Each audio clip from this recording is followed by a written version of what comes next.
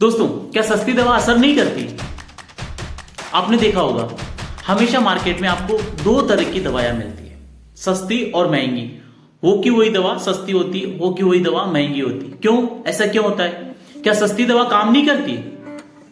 क्या सस्ती दवा से मरीज ठीक नहीं होते? क्या सस्ती दवा मरीज को मार देती?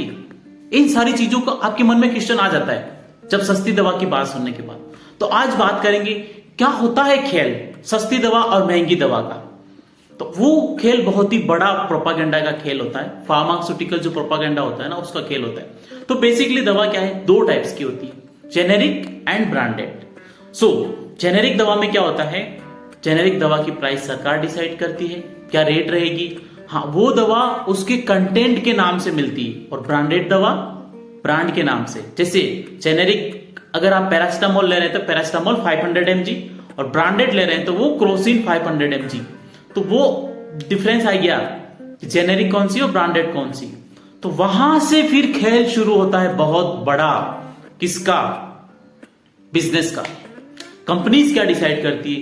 कंपनीज डिसाइड करती है कि ब्रांडेड दवा की कीमत कितनी होगी, क्यों महंगी होगी। अगर बात करें एक दवा की कीमत 1.5 रुपया है, वही दवा आपको 40 रुपए में मिल रही है, क्यों हो रहा है ऐसा? क्या आप भी उस खेल में शामिल हैं क्या? गरीब आदमी मर रहा है बेचारा। तो ब्रांडेड दवा जो बनती है ना, उसमें काफी कुछ रिसर्च होता है। कंपनी क्या करती है, उस ब्रांडेड दवा को पेटेंट करवा लेती है 15 से 20 साल के लिए। 15 से 20 साल में जितना पैसा कमाना होता है उतना दबा के पैसा कमाते हैं, उसके बाद में उसका फिर जेनेरिक फॉर्म में लाते हैं। तो इस ड्यूरेशन में मार्केटिंग पे, डॉक्टर्स पे, बहुत सारे होर्डिंग्स, मार्केटिंग प्रोपागेंडा पे इतना पैसा खर्च कर देते हैं जो कि उसकी कीमत को 500 गुना बढ़ा देती है। बात करें अगर जो 1.5 रुपए की पैरासिटामोल आती है, वो दवा अपने को कितने मिल रही? 40 रुपए में। क्यों? क्योंकि वो ब्रांड है ना। उसी तरह से अगर लोकल अपन सर्दी जुकाम की बात करें तो सर्दी जुकाम की दवा जो 2 रुपए में मिलनी चाहिए वो अपन लेते हैं 50 रुपए की। क्यों? क्योंकि आपको सस्ती दवा, मतलब दिमाग में बैठ गया ना, सस्ती दवा काम नहीं करती। दिमाग से निकाल दो ये सारी चीजें। क्यों? क्योंकि उसके अंदर वो ही फार्मास्यूटिकल इंग्रेडिएंट है, उसके अंदर वो ही केमिकल इंग्रेडिएंट है जो आपको सही करेगा, आपके सर्दी जुकाम को कंट्रोल करेगा। अगर आगे बात करते हैं अपन सस्ती दवा, सस्ती दवा बहुत ज्यादा असरकारक होती है। बस होता क्या है, आपको इसकी पूरी इंफॉर्मेशन होनी चाहिए। अगर बात करें कैंसर की, कैंसर के मरीज बेचारे पीस पीस के मर जाते हैं। लेकिन अगर उसमें बिजनेस की बात करें तो मेरे एक फ्रेंड है, उन्होंने बताया था कि भारत में सबसे बड़ा ग्रोइंग बिजनेस है कैंसर पेशेंट का इलाज करना। क्यों? क्योंकि हर एक पेशेंट को इतना ज्यादा, हर एक पेशेंट पे कम से कम 10 लाख रुपए का लोड है। अगर आपको डिटेक्ट हुआ है तो आपको कहीं ना कहीं से 10 लाख रुपए अरेंज करने हैं अपने इलाज के लिए। तो जो दवा रिटुक्सिमैब फाइजर बनाता है उसके 1.5 लाख रुपए लगता है, लेकिन अगर आप वो जेनेरिक फॉर्म में लिखते हैं तो वो सिर्फ आपको 12,000 रुपए में मिल जाएगी। सिर्फ 12,000, कहां 1.5 लाख और कहां 12,000। उसी तरह आगे बात करते हैं HIV की, जिसकी दवा अगर टेनाफोविर की बात करें तो टेनाफोविर नॉर्मल आपको मार्केट में 800 से 900 रुपए में मिलती है। अगर वही आप ब्रांड में जाते हैं ना, हेट्रो की, 12,000 रुपए में आपको मिलेगी। कितना डिफरेंस है, 800 कहां और कहां 12,000 रुपए।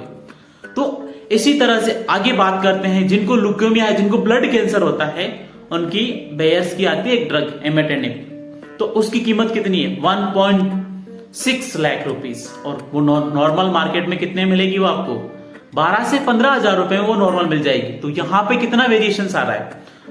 ये सारी चीजें देखने के बाद में गवर्नमेंट ने काफी सोचा, काफी एनालिसिस किया इंडियन गवर्नमेंट ने। क्यों? क्योंकि भारत सबसे बड़ा जेनेरिक मार्केट का गढ़ है। भारत से यूरोपियन कंट्रीज को, वर्ल्ड को 20% मेडिसिन सप्लाई होती है। पूरा विश्व एक तरफ और भारत एक तरफ। जो विश्व का गढ़ है मैन्युफैक्चरिंग का, वहां पे ही लोगों की डेथ हो रही है। ऐसा डाटा मिला साइंटिफिकली कि 20% लोग दवा नहीं मिलने से भारत में डेथ हो जाती है। उसके बाद में गवर्नमेंट ऑफ इंडिया ने क्या डिसाइड किया, प्रधानमंत्री जन धन औषधि के अंतर्गत 900 मेडिसिन इसी क्राइटेरिया में, आपके नॉर्मल मेडिसिन हो गई, डायबिटीज हो गई, कैंसर की मेडिसिन हो गई, इन सारी मेडिसिन को गवर्नमेंट ने क्या किया, प्रधानमंत्री जन औषधि केंद्र के अंडर में लाके और जेनेरिक फार्मेसीज ओपन करी, और जेनेरिक फार्मेसीज ओपन करने के बाद में लोगों को किफायती दामों पे बिल्कुल न के बराबर पैसों में मेडिसिन मिलना स्टार्ट हो गया है। दोस्तों आप जेनेरिक मेडिसिन का ना यूज करिए। आप है ना कहीं पे भी फिजिशियंस के पास, डॉक्टर्स के पास जाते हैं ना, तो आप उनको वर्बली बोल दीजिए, डॉक्टर साहब प्लीज आप मुझे जेनेरिक मेडिसिन लिख दीजिए, मैं ब्रांडेड अफोर्ड नहीं कर सकता हूं। तो उनका क्या कमेंट आएगा आप मुझे कमेंट बॉक्स में बताइए। क्यों? क्योंकि पैसा आपका है, सेहत आपकी है, तो दूसरा क्यों खेलेगा आपके साथ में? वो कौन? हाँ, उनके पास नॉलेज है, आप फी पे कर दीजिए, लेकिन जेनेरिक आप बोल सकते हैं। क्यों? क्योंकि ब्रांड और जेनेरिक में एक ही मॉलिक्यूल आता है, एक ही कंटेंट आता है। और हाँ, थोड़ा रिसर्च कर लीजिए, अगर आपका फार्मेसी वाला अगर आपको सही दवा नहीं देता है, प्योर ओरिजिनल फॉर्म वाली जेनेरिक जो कि मार्केटेड है वो नहीं देता है अच्छी कंपनी की, तो आप उसके अगेंस्ट भी कंप्लेन कर सकते हैं। तो दोस्तों कैसा लगा इस बारे में बताइए, और बी अवेयर रखिए, जेनेरिक मेडिसिन भारत के लिए वरदान साबित होने वाली है, और इस वरदान के लिए आपके सहयोग की बहुत आवश्यकता है गवर्नमेंट ऑफ इंडिया को। Thank you so much. जय हिंद, जय भारत।